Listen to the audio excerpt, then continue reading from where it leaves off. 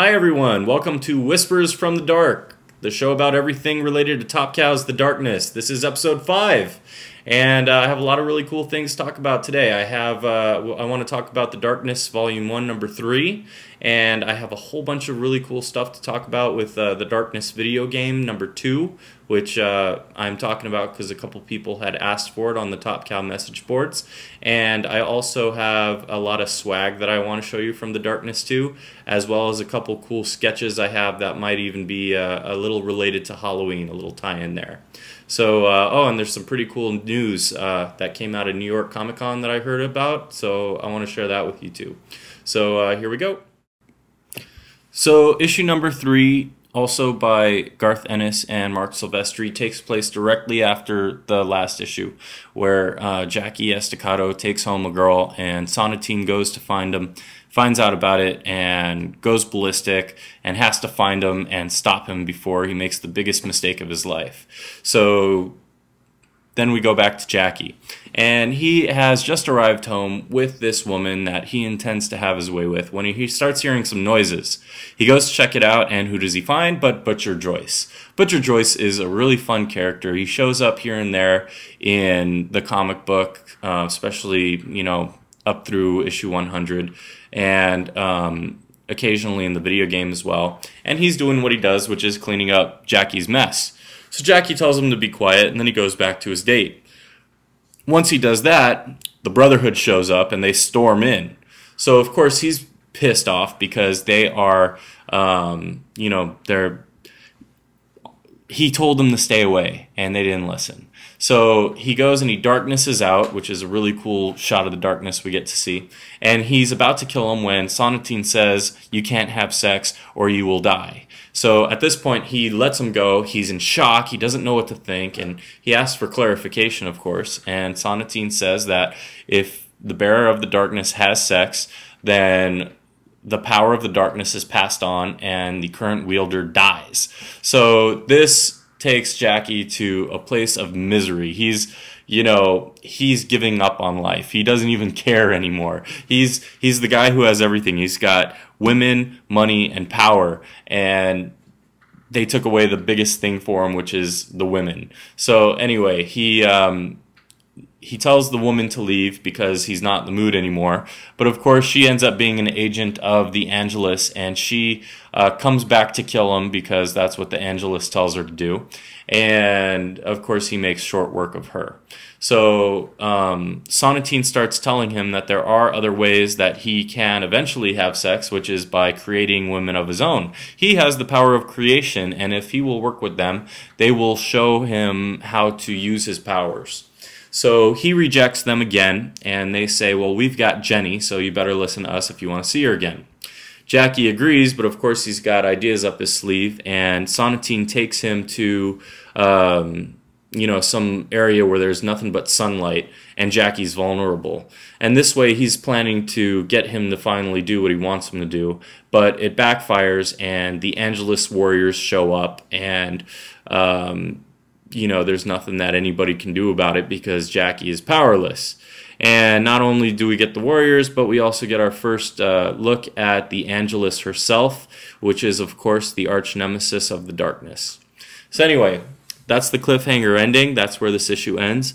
It's another really good issue. It was funny. But I have to say that my absolute favorite aspect of this issue was the introduction of the medallion that Sonatine wields. He has this gold medallion that he shines in the face of people, and he basically rewrites their history.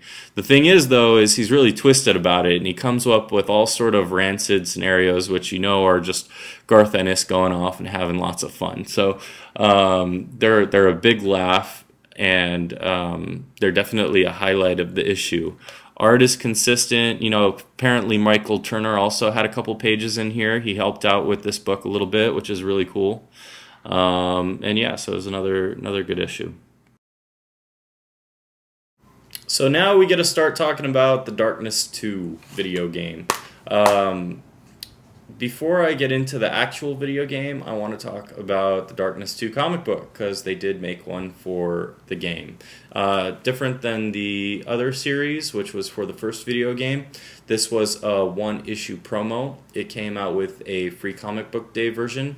There was a regular version, which I saw being handed out at conventions. I'm not sure if they also sold it in stores or not. And it also had a special edition that they gave away at the convention. The one that I went to, which was San Diego Comic-Con, they were giving it away once you played the demo. I had mixed feelings about that, because as much as I love the Darkness, I kind of wanted to sit with the game at home for the first time. I didn't really want to play the demo, because I wanted it to be just a really immersive experience without all the complexity of Comic-Con going around me. The demo was really cool though, and I got my comic book. So here are the covers, and I'll talk about the comic book. So the Darkness 2 Confession is a sequel to the first Darkness game and a prequel to the second Darkness game. It starts out with Jackie going to visit the grave of Jenny, and he's talking to her, and he feels bad, and you know, but he's surviving. And from there, they go ahead and they basically do a recap of the entire first game. They do a really good job. It's really concise and simple. I don't know how they were able to do it so easily in this book when it felt like it was so difficult for them in the adaptation they did, you know, for the first game. But they did a really good job going through the story of the first book. And after that, he's standing there and he's saying goodbye to Jenny, and he gets attacked by a couple, you know, thugs from rival gangs or something. And it pretty much ends there after he, you know, beat him up or killed him and went his own way.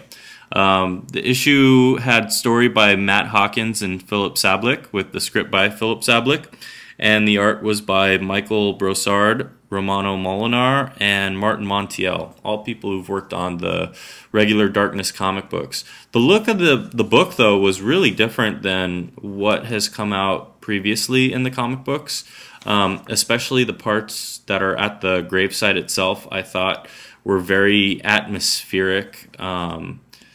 It just, I don't know, it almost has a painted look to it, but in a really nice way. And I don't know, the colors all throughout the book are really nice. The colors, let me see who colored it. The colors by Sonny Go and Ivan Nunez. And yeah, it's a good book. It's definitely worth reading. I think they released it free online, so you could probably still find it too if you're interested. All right, so let's start talking about the game. So here's the game. Of course, I got the limited edition because I'm a Darkness freak, and I couldn't wait for the game to be cheaper later. I had to get it right away, and if I was going to get it right away, I was going to get the limited edition. It did come with a couple bonuses. It came with this little card here that basically tells you how to go about getting your downloads. One of the things you get is, if you can see really close here, you get an alternate Darkling. I thought it was cool to get an alternate Darkling. I think they should have had more alternate Darklings in the game itself, but I have to say I really liked the regular Darkling that they used in the game a lot more than this one. Also in the, you know, the exclusive, they gave a second card here, which has a code to get the first 2 trades of the comic series. And while I have all that and I didn't need it, and digital is definitely not my preference, I'd have to say that it was cool to have, because right after I bought the game I had jury duty, and this gave me something to read when I had nothing better. There was also a download code to get like an extra power that allows you to find some of the hidden you know, things around the you know, or like, I forget what they're called, runes or artifacts or something like that. Different things throughout the game that just have like a little cool historical significance to that they're supposed to have dark essence in them or something like that. I tried playing through the game without it first, and I found most of everything that I could find by myself, and I think I found like 2 or 3 more things when I played through it again with that. Also came with a poster, which I can show off. Mine, of course, came ripped, but hopefully no one else had the same experience. It's kind of big here, so we've got this picture, which was right from the cover art for the game, and then there's the one by Mark Silvestri, so that was pretty cool. Yeah.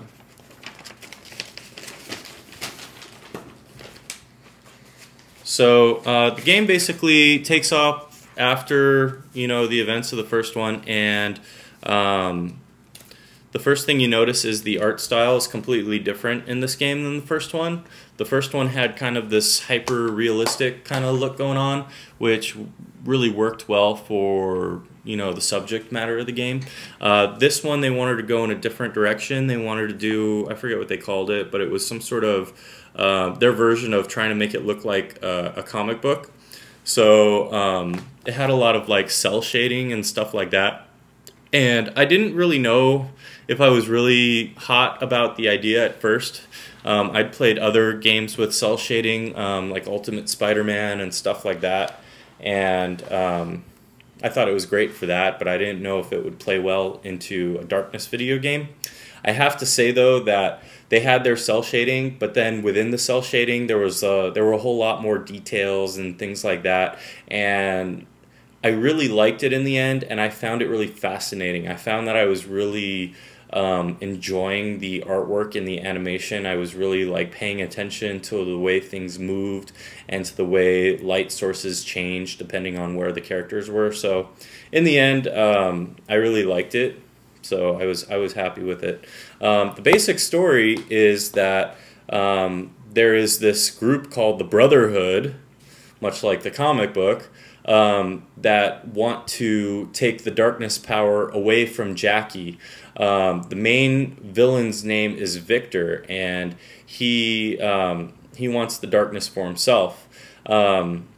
He's basically a Sonatine character, and I have to say that I like Sonatine a lot more. Victor was crippled, and he was weird, and he was scary, but he wasn't as cool as Sonatine. I'm kind of hoping that if they do a third one, which I hope they're doing, Sonatine will come out as the real leader of the Brotherhood, you know, over Victor. Maybe Victor was just like a loose cannon that jumped out a little bit too soon or got a little bit too greedy, and Sonatine will come later. I think that would be kind of cool. So anyway, Jackie is on the fight to not only survive attacks from the Brotherhood, but also to take the fight to them. The Brotherhood attacks his family, or at least the mob that's still there, and all the while he is having visions of Jenny, which also starts building. During the story, there are moments where he wakes up and he's in a different reality. He's basically in a reality that the darkness creates for him, which is it's kind of like a crazy house or something, like some sort of insane asylum.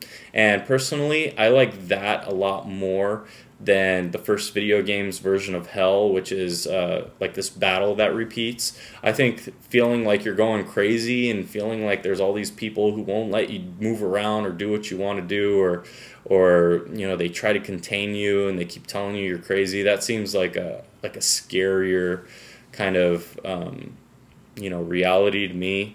And I didn't know where it was going. I was really curious to see where it was going, and I kind of like the way they pulled it off.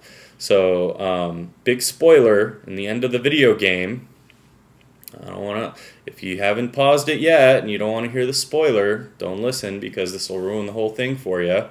10-9-8-7-6-5-4-3-2-1. All right. At the end of the video game, Jackie's defeated Victor.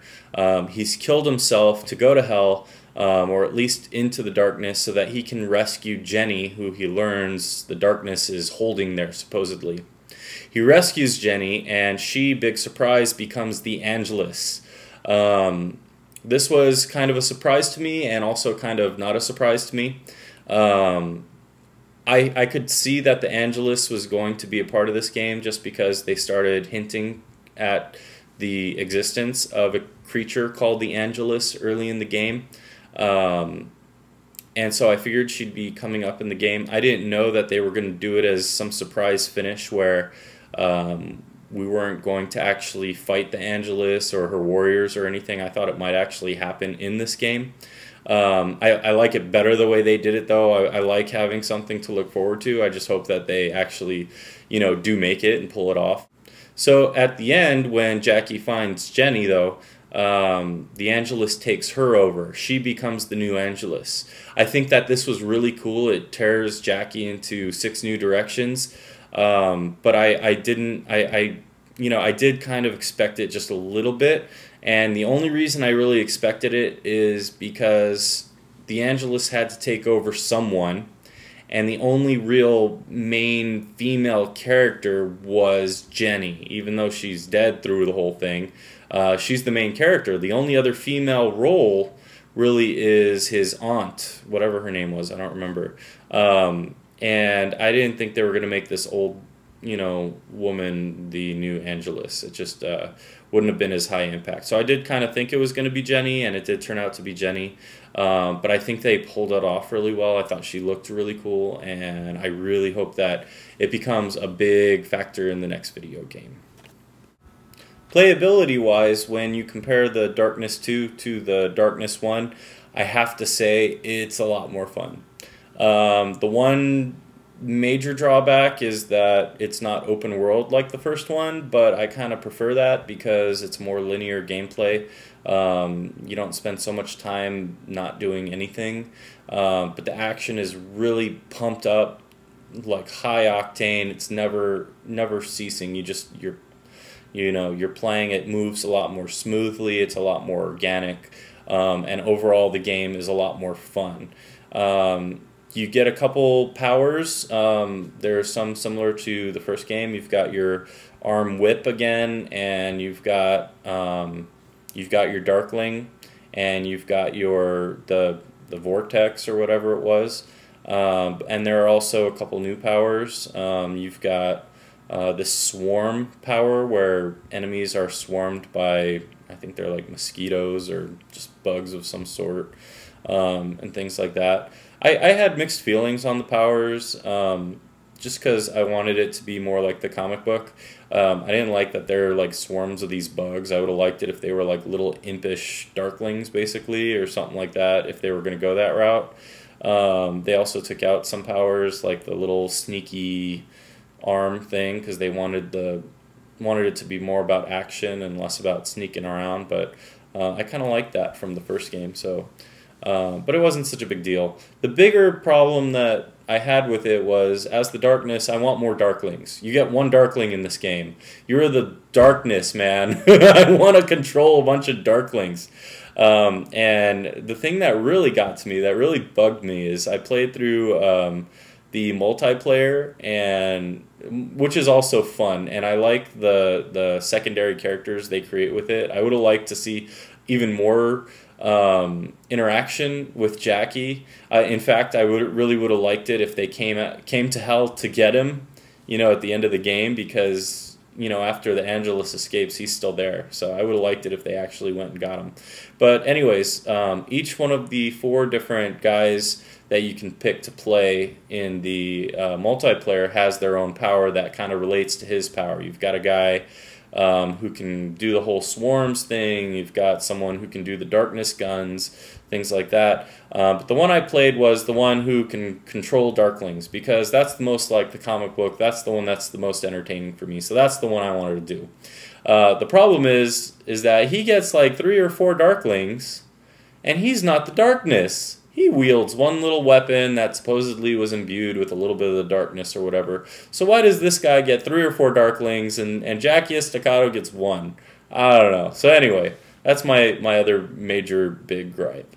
But overall, the game was a lot more fun. I think that anyone who plays it will get a blast out of it. It's. I hope they do the second one, or the third one, I should say. Please do the third one. So anyway, let's talk about some of the goodies next. Okay, so the first thing I have to show you is that, like the first video game, the second one comes with a strategy guide. It is from the same company, and it's got the same shape and size, so it'll fit really nicely on the bookshelf next to the other one if that's what you choose to do. I don't think it's necessarily an important part of the gaming experience. The game is not that hard to kind of figure out, but it does have rundowns of the different levels, and it has artwork of some of the different characters, and it does tell you where some of the different levels are, and some of the different, things you can find where those would be, and if you need it. I guess it has some strategies too. One of the really cool things it has is it actually has the comic book that I reviewed a few minutes ago, so you can see the entire, you can read the entire thing here, which also summarizes the first game. So that's a cool little gimme. The second thing I have is, let's see, one of the little giveaways they had from 2Game is a Darkness or a Darkling mask. It's a ski mask. I thought it was kind of silly, to be honest with you, but it's kind of cool. You can see there's little eye holes here. I guess I can put it on just to show you guys what it looks like. I don't normally wear this thing, but can't even find my eyes. That's what it looks like. Ta-da! I think it's silly, but anyway, it's not made for people like me. It's just a little collectible. So anyway, it's a pretty little, it's an interesting little giveaway. I'm kind of surprised they went this route. 2K has some really cool giveaways that I've seen from some of their other games, but that doesn't mean there weren't other really cool giveaways. So the next thing they had, and I only have one of these, I have 2 of those masks. I wish I had a second one of these, because then I'd actually use one. This one I don't use. It's a cig bottle, and it has some artwork of just like some of the Darkling type stuff, some of the tendrils, and of course the game logo on it. And it's it's a metal bottle, so it's kind of cool. I wish I had another one. And then the last thing, which was the big giveaway, they only gave these away at conventions or as prizes, is the Darkness to Darkling statue. Comes in this box here. I'll show you all the different sides of it. Darkling statue, there you can see it. They don't show a picture of the actual Darkling on the box, but I mean, you could display this box. It's still really cool. And I'll show you the Darkling itself. I have it over here. So this is the Darkling himself. He comes in a few pieces. The arms are not really connected. You just kind of fit them in really loosely, almost like a puzzle. He's got a real chain on his little necklace there. My girlfriend hates the dead cat on his head. I can't say I blame her. But for me, I guess it's part of his charm. He comes with this base here, and on the base is where it says what the number is. This one's number 14 out of 1800. Is it 14? Yeah, 14. Which is pretty cool. I do actually have a couple of these, which I'm not complaining about. I never really intended to get more than 1 or 2, but a couple of them just kind of fell into my lap. So if you guys are curious, I guess this is what my show's all about. I'll tell you how I got them. I got the first one by going to the 2K booth and basically telling them how big a fan I was and how much I needed to get one of these statues. I would have been really happy with just one. They made sure I got put on the list to win one. So that was the first statue. I was able to pick it up the next day at the convention, and I basically begged and pleaded and said, help me win because it means a lot to me. So that's how I won the first one. The second one, and I don't know what any of the numbers are on the rest of them because I never opened the rest of them. I just kind of have them put away. The second one was given to me at a panel. I went to all the Top Cow panels at Comic-Con, and the way they were giving out the statues was they were having people come up to ask questions at the end of the panels, and whoever asked the best questions or whoever asked a question would actually just get a statue that way. And so I didn't ask. I didn't get up. I didn't get in line. I didn't try to get a statue because I already had a statue, and I am not a greedy person. So I didn't feel the need to try and take the statue away from anybody else. But sure enough, on the last Top Cow panel that they had, Matt Hawkins says that he's going to give the one last statue away to whoever asked the best question. At the end of the panel, though, he runs out of time and he says, you know what, there's not enough time for any questions, so you know what I'm going to do? I'm going to give this statue to Royce. He's sitting right there in the audience. He's been a fan for 10 years, 15 years. He's been coming and hanging around for that long. He deserves this. I'm going to give it to him. So he basically called me out in the middle of the panel, which was totally awesome. Basically told everyone what a big fan I was and gave me the statue. So sure enough, I got a second statue. He even asked me later on, you know, I didn't know if you already had gotten one. And I said, yeah, I got one. I even offered to give it back, but he said, no, you keep it. So I got my second statue, and that was really cool. So, and that's probably the one that's the most meaningful for me in terms of how I got it. The third one came to me after talking to those people from 2K Games. I told them how big a fan I was, and at one point they were talking about doing a biggest fan contest. And I really wanted to participate in that because, as you can all tell, I am a huge Darkness fan. So I wanted to participate in the biggest fan contest, and they gave me the email for one of the head honchos at 2K Games, and I basically sent him pictures of my collection and told stories about my interactions with the people at Top Cow and what I loved about the character and stuff like that. And he said, I'm going to put you on the list to get all the goodies. So that's how I got the ski masks and the SIG bottle. He also sent me some other really cool goodies from 2K Games that were more related to some of their other some of their other video games. So that was really cool. But one of the things he also sent me was a third statue. So I had a third statue. I didn't mean to get a third statue, but what can you do when someone does something cool like that? You send it back, so I thanked him and I kept it. And then the next thing happened. I heard there was going to be a Q&A session with Mark Silvestri online, and people could pop in and ask questions. So I came in a little late. I popped in, and I asked a random question. I think I asked him who his favorite artist other than himself on the Darkness had been, and he said, hands down, Dale Keown. That's his favorite artist to have worked on the Darkness other than him.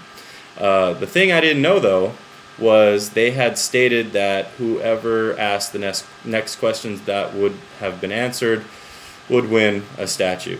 So, in the end, I got 4 statues, guys. Just goes to show you that if you are enthusiastic about some of these characters and you really try to participate in some of the things they have going on, you could come out ahead, because other than maybe, I guess, the first 2, which were handed to me because of what a big fan I was, I guess all first 3, I guess that last one was a bit of a chancy one, but it just goes to show you that if you really are a big fan, then you can get some of these cool little freebies. So that's all the cool stuff I have for the Darkness 2.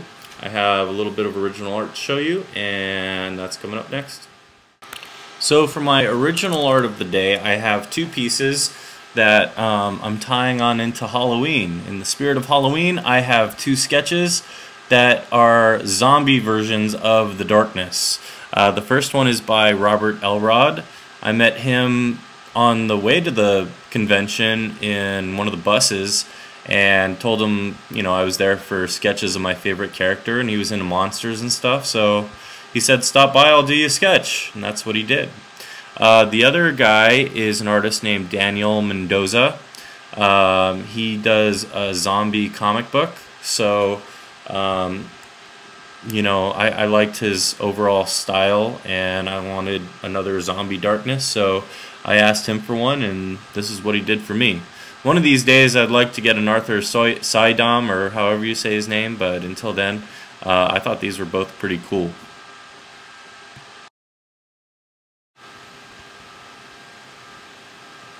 So I hope you guys liked my my new sketches to show you, and I hope you liked this episode.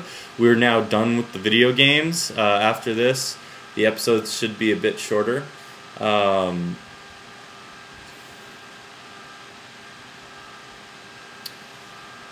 So I hope you guys liked the sketches from.